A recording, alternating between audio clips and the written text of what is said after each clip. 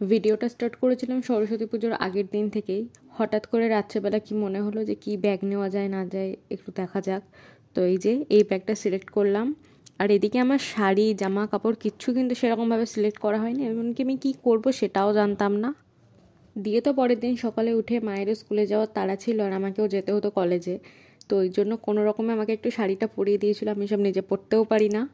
তো তারপর আমি নিজেই ঠিকঠাক করে নিচ্ছিলাম একটু। আর আমি তো মেকআপ একদমই করতে পারি না, সেই সকাল থেকে বসে বসে অনেক কিছু টিউটোরিয়াল দেখে বন্ধু থেকে সাজেশন নিয়ে ট্রাই করলাম, বাট কিচ্ছু হয়নি। কলেজে গিয়ে সব ঠিকঠাক করবো ভাবলাম, আর এখন টাইম হয়ে যাচ্ছে বলে এখন বেরোতে হবে, তো বেরিয়েও পড়েছি। ওখানে গিয়ে আমার বন্ধুই সব ঠিক করে দেবে। আর এখন বেরিয়ে তারপর রাস্তায় দাঁড়িয়েছিলাম, তখন আমার বন্ধুটা আসেনি বলে আমরা একসাথেই যাব আজকে। অন্যান্য দিন যে যার মতো চলে যাই, বাট আজকে শাড়ি টাড়ি পরে কেমন একটা অকওয়ার্ড ফিল হচ্ছিলো, তাই দুজনে একসাথে যাবো বলে ঠিক করলাম। আর গিয়েই আমি ফল কাটতে বসে গেছিলাম।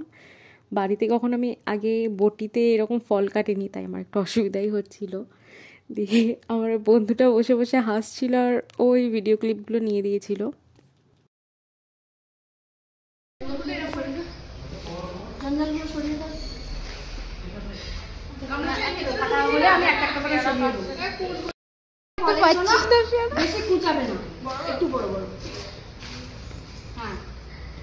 কিছুই পারে না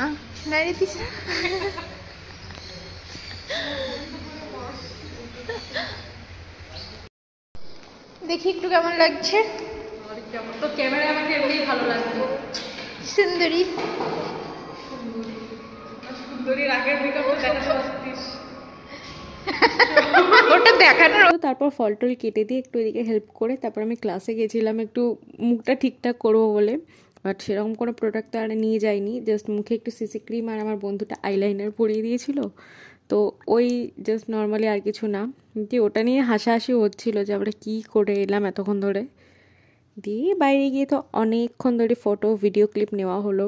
আমরা একটু রিলস করারও ট্রাই করছিলাম, বাট দুজনেই এত বাইরে লজ্জা পাই, লোকে কি ভাববে লোকে কি দেখবে, ওই ভেবে ভেবে আর করা হয়নি। চুলটা ঠিক কর। হেঁটে হেঁটে আয় এবার।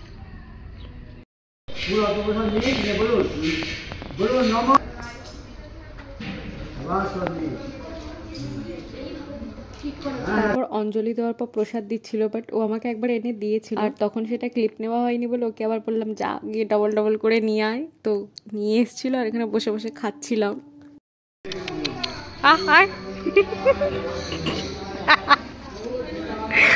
ও ভাই খা না, তোর কাটা পেয়ারা তোর কেমন টেস্ট লাগছে। আর এনার সাথে তো তোমাদের আগের দিনই আলাপ করালাম, আমাদের ঘুচকুমার এখন আর আমাদের দেখে তেড়ে যায় না, আগে তো খুব রেগে যেত। বলে বাবা আদো খাচ্ছ আদো খাচ্ছ।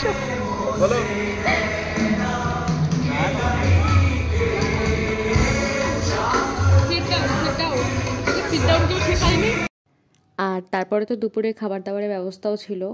বসতে বসতে মোটামুটি 1টা 1:30 হয়ে গেছিলো। আর সবই আমাদের স্যারেরা তারপরে সিনিয়র দাদারা সবাই মানে একসাথে মিলে পরিবেশন করে দিচ্ছিল। তো বেশ ভালোই লাগছিল ব্যাপারটা। দিয়ে এখানে আমরা কিছু একটা নিয়ে বকবক করে হাসছিলাম। আমাদের তো আর টপিকের শেষ নেই, যা পাই সেটা নিয়ে হাসাহাসি করতে থাকি। প্লেট থালা গ্লাস জল সবই দিয়ে গেছে। আর আমাদের মেনুতে কী ছিল বলো তো? মেনুতে ছিল খিচুড়ি, একটা তরকারি, আর তারপর তো তোমরা দেখতে পাবেই খিচুড়ি পরে পরে গরম গরম বেগুন ভাজা, তারপর তরকারি সবই তো দিয়ে যায়। আর এর সাথে ছিল চাটনি পাঁপড় রসগোল্লা, তো সেগুলো ক্লিপ আর নেওয়া হয়নি।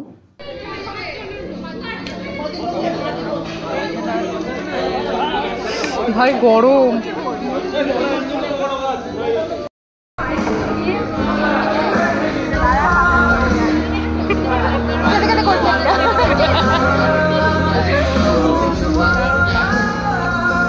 তারপর খেয়ে দিয়ে বেরিয়ে তো আবার একটু ফটো ভিডিও তোলার ট্রাই করছিলাম, মানে যদি 1000খানা ফটো বা ভিডিও তোলা হয় সেখান থেকে হয়তো 10খানা আমার গ্যালারিতে শেষ পর্যন্ত থাকবে, এরকম একটা ব্যাপার। তোমাদের অনেকের সাথেই নিশ্চয়ই এরকম হয়। আর তোমরা চাইলে কিন্তু ইনস্টাগ্রাম আর ফেসবুকে আমাকে ফলো করতে পারো, ওখানে আমি নিয়মিত আপডেট দিই। তো চাইলে গিয়ে চেক আউট করে আসতে পারো, ডেসক্রিপশন বক্সে লিঙ্ক দেওয়া থাকবে। আর তারপর তো কলেজ থেকে বেরিয়ে একটু এদিক ওদিক ঘোরাফেরা করেছিলাম, বাট সেগুলোর আর কোনো ক্লিপিংস নেওয়া হয়নি। তো তারপর বাড়ি এসে একটা get unready with me video shoot করেছিলাম, তোমরা চাইলে কি সেটাও চেক আউট করে আসতে পারো, লিঙ্ক দেওয়া থাকবে। তো দ্যাটস ইট ফর টুডে। ভিডিওটা ভালো লাগলে লাইক কমেন্ট শেয়ার করে দিও। বাই।